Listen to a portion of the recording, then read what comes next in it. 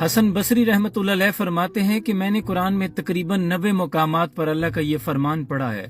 کہ ہم نے لکھ دیا بندوں کا رزق ان کی قسمت میں۔ قرآن نے ضمانت دی ہے اس بات کی، اور فرماتے ہیں کہ میں نے صرف ایک مقام پر یہ لکھا پڑھا ہے کہ شیطان تمہیں مفلسی کے خوف سے ڈراتا ہے،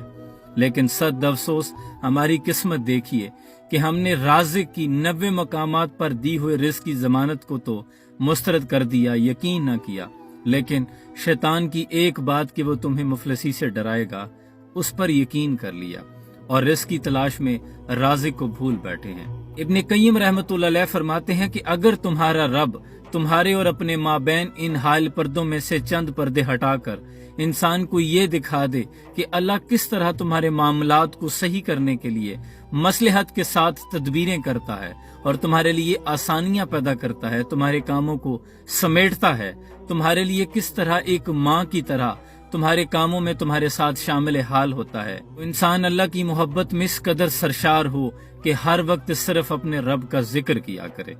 اس لیے اس دنیا کی دوڑ میں خدا کے لیے اسے ریس مت بنائیں، ضرور ترقی کریں، اسلام نے آپ کو نہیں روکا، پیسہ کمائیں، لیکن کہیں ایسا نہ ہو کہ الہاکم التکاثر،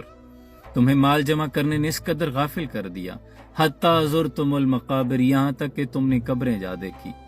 اور ثم کلا سوف تعلمون، ان قریب تم جان لوگے کہ یہ سب تمہارے کام نہیں آئے گا۔ اس لیے وہ ایک سجدہ جسے تو گراں سمجھتا ہے 1000 سجدوں سے دیتا ہے آدمی کو نجات۔ آپ ایک سجدہ اس کے در پہ دے کے دیکھیں، وہ جو رازق ہے،